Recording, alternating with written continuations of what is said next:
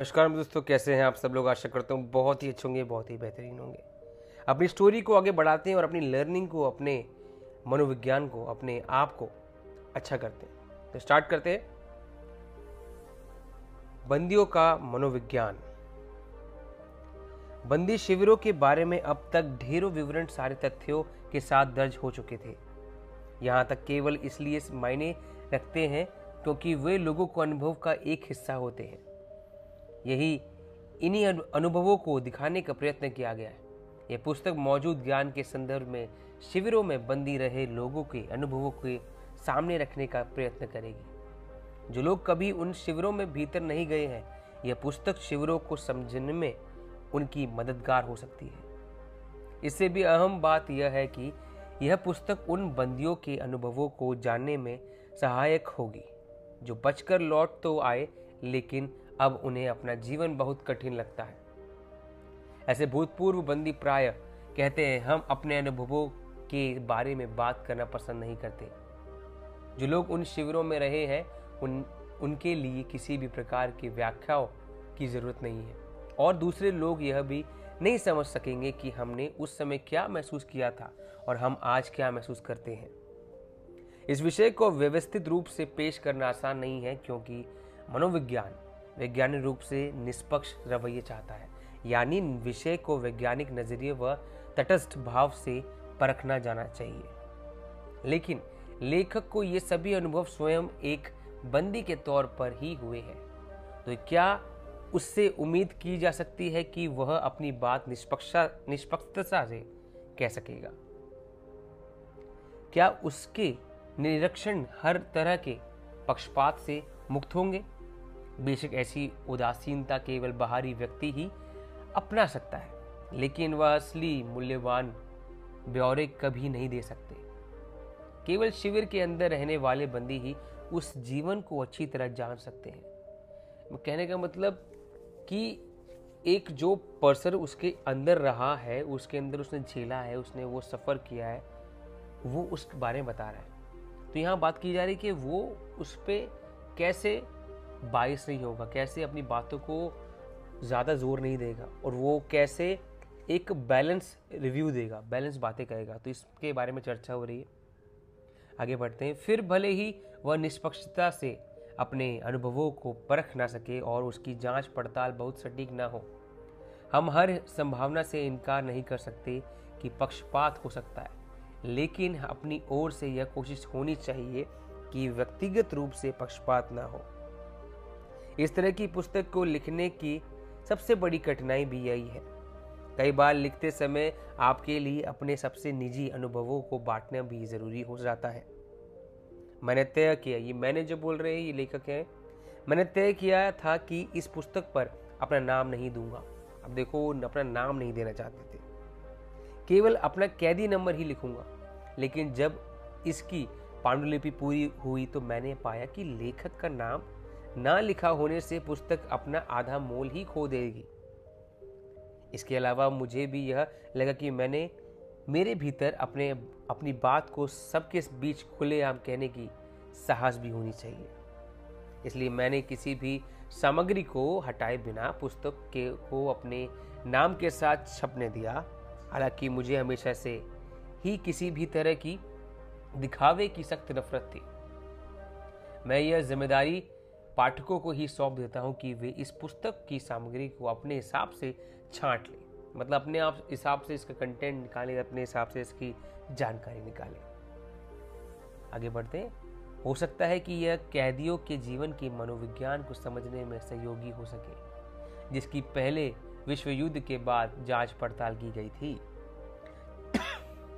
जिसके कारण ही हम बाबर्ड वाइट सिंड्रोम, कैदियों का एक मनोवैज्ञानिक रोग से परिचित हुए। हम दूसरे विश्व युद्ध के आभारी हैं कि उसने हमें साइकोपैथोलॉजी ऑफ मॉसिस की जानकारी दी।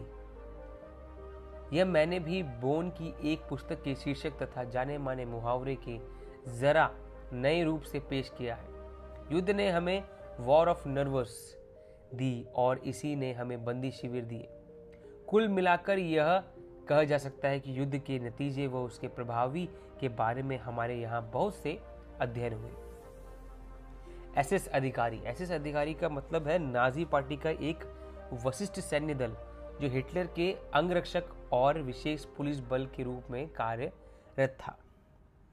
सिंड्रोम का अर्थ सबको पता होगा, रोग में अनेक लक्षणों का समावेश, मतलब उनका एक कम्युनिकेटिव रिजल्ट।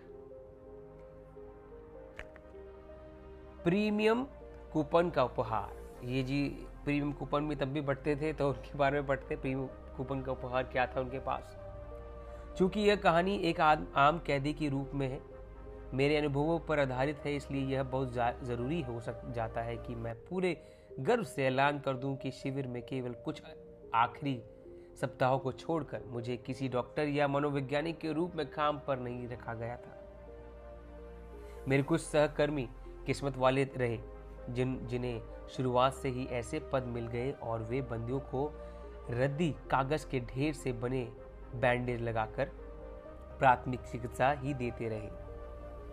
मैं तो कैदी नंबर 119-104 था और मेरा अधिकतर समय रेलवे पटरियों के लिए खुदाई करते हुए और पटरियों बिछाते हुए बीतता था।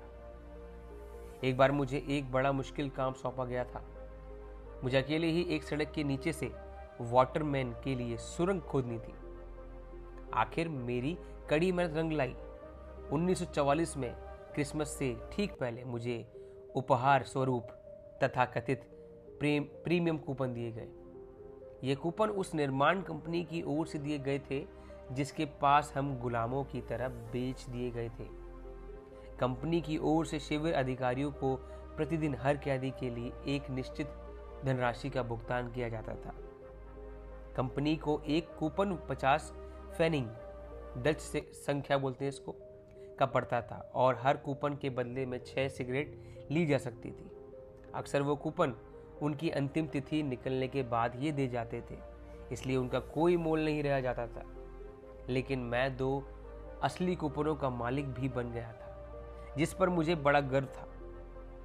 उन 2 कूपनों के बदले 12 सिगरेट ली जा सकती थी, पर इससे भी अहम बात यह है कि उनसे 12 सिगरेट के बजाय 12 कटोरे सूप भी मिल जाता था। भूख से हमेशा तड़पने वाले हम बंदियों के लिए 12 कटोरे सूप का लालच एक बड़ी बात थी। देखिए, अब यहाँ पर 12 कटोरे सूप मतलब उनके लिए सोना, उनके लिए एक बड़ी चीज़, एक ट्रेजर मिल गया। आगे बढ़ते हैं।